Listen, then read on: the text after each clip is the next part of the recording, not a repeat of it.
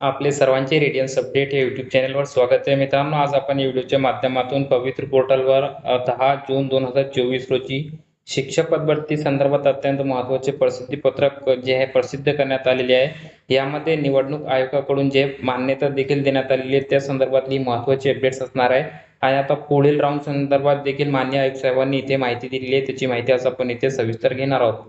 तर मित्रांनो, पहिल्या जे पॉइंट्स आहे बुलेटिनमध्ये त्यामध्ये सांगण्यात आलेलं आहे की पवित्र पोर्टल मार्फत राबविण्यात येणाऱ्या पदभरतीसाठी पदवीधर शिक्षक मतदारसंघाचे जे निवडणूक होते तर त्या निवडणुकीच्या प्रक्रियेवर प्रभाव पडून आदर्श आचारसंहितेचे उल्लंघन होईल अशी कोणतीही कृती घडणार नाही याबाबत खबरदारी घेऊन स्थानिक स्वराज्य संस्था अंतर्गत शाळांतील शिक्षक पदभरती बाबतची प्रक्रिया राबवण्यास आज मान्यता प्राप्त झालेली आहे। म्हणजेच मित्रांनो, इथे निवडणूक आयोगाच्या वतीने एक अट ठेवण्यात आलेली आहे की तुमच्याकडून जे आहे ते आदर्श आचारसंहिता जे लागू आहे शिक्षक मतदारसंघाची त्याचे उल्लंघन होईल अशी कोणत्याही प्रकारची जे कृती घडणार नाही तुमच्याकडून, तर याची तुम्ही खबरदारी घ्यावी आणि त्यानंतर तुमची जी पुढील प्रक्रिया असणार आहे शिक्षक पवित्र पोर्टल मार्फत पदभरतीची ते तुम्ही जे पूर्ण करू शकता याची मान्यता आज प्राप्त झालेली आहे शिक्षण आयोग साहेबांना। त्यानंतर 2 नंबरचा मुद्दा इथे सांगत आहे की 25/2/2024 रोजी प्रसिद्ध केलेल्या गुणवत्ता यादीतील उर्वरित उमेदवारांच्या नियुक्ती याबाबतची कारवाई देखील संबंधित व्यवस्थापनांना आता पूर्ण करता येणार आहे। म्हणजेच यामध्ये नाशिक, त्यानंतर कोकण आणि मुंबई हे तीनही विभाग थांबलेले आहेत कारण तिथे ही आचारसंहिता लागू आहे।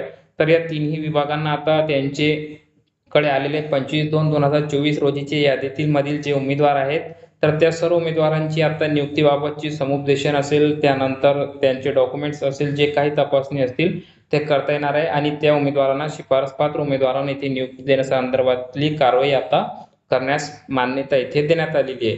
3 नंबरचा जे पॉईंट आहे त्यामध्ये मान्य आयोग साहेबांनी माहिती दिलेली आहे की दरम्यान जे समांतर आरक्षणातील जे पदे आहेत ते त्यांना प्युअर मध्ये भरून करण्याची जी कारवाई असणार आहे ते करण्याच्या दृष्टीने प्रचलित शासन निर्णयाप्रमाणे संबंधित विभागाचे अभिप्राय प्राप्त करून पदभरतीची कारवाई करण्याबाबत शासनाने इथे परवानगी यापूर्वीच दिलेली आहे आणि त्याचं बुलेटिन आपण 7 तारखेला बघितलेलं आहे। त्यामध्ये मंत्रालयातून जे इथे समांतर राऊंड लावण्यासंदर्भात परवानगी यापूर्वीच देण्यात आलेली आहे। मात्र त्यामध्ये जे GR प्रमाणे कारवाई करण्याची निर्देश आहेत ते अत्यंत महत्त्वाचे आहे आणि ते पुढील राऊंडमध्ये देखील ते सांगण्यात आलेले आहे। त्यामध्ये माजी सैनिक या समांतर आरक्षणातील पदे रूपांतरित करण्यास ना हरकत प्राप्त करण्यासाठी आयुक्तालयातील उपसंचालक यांनी संबंधित कार्यालयास समक्ष भेट देऊन प्रस्ताव सादर केलेला आहे। तसेच संबंधित अधिकाऱ्यांशी चर्चा करून जलद गतीने मान्यता देण्यासाठी विनंती केलेली आहे।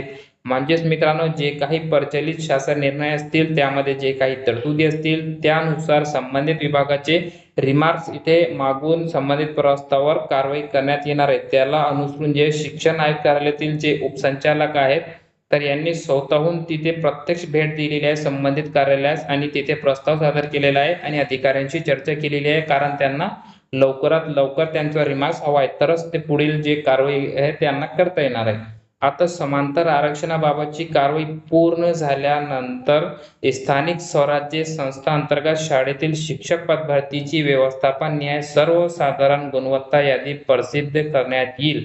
म्हणजेच मित्रांनो, समांतर आरक्षणातील संबंधित विभागाचे जे रिमार्क्स आहेत ते प्राप्त करून घेतल्यानंतर त्यांची मान्यता घेतल्यानंतर जे स्थानिक स्वराज्य संस्थांची यादी असणारे मेरिट लिस्ट असणारे ते समांतर आरक्षणातील उमेदवारांची ते यादी प्रसिद्ध करण्यात येईल अशी माहिती आयोग साहेबांनी दिली आहे। या व्यतिरिक्त इतर कुठेही तुम्हाला जी काही माहिती दिसत असेल त्याच्यावर तुम्ही विश्वास ठेवू नका। अधिकृत माहिती पवित्र पोर्टलवरच तुम्हाला इथे पाहायला मिळणार आहे। तर ही महत्त्वाची अपडेट्स होती ज्यामध्ये माननीय केंद्रीय निवडणूक आयोगाच्या वतीने अट ठेवण्यात आलेली आहे। त्यामध्ये अट अशी आहे की आचारसंहितेचे उल्लंघन होईल अशी कोणतीही कृती होणार नाही याची काळजी घेण्याची त्यांनी खबरदारी घेण्याचे शिक्षण आयोग साहेबांना निर्देश दिलेले आहे आणि त्यानुसार त्यांना जे पुढील भरती प्रक्रिया देखील करण्याची मान्यता दिली। तर मित्रांनो, सर्व अभियोग्यता धारकांसाठी हा अत्यंत महत्त्वाची अपडेट्स आहे आणि सर्वांना जे या परमिशनची उत्सुकता होती ती आज मिळालेली आहे। आता जे काही राहिलेले रिमार्क्स असतील संबंधित विभागाचे ते लवकरात लवकर घेऊन मान्य आयोग साहेब इथे जे यादी प्रसिद्ध करतील अशी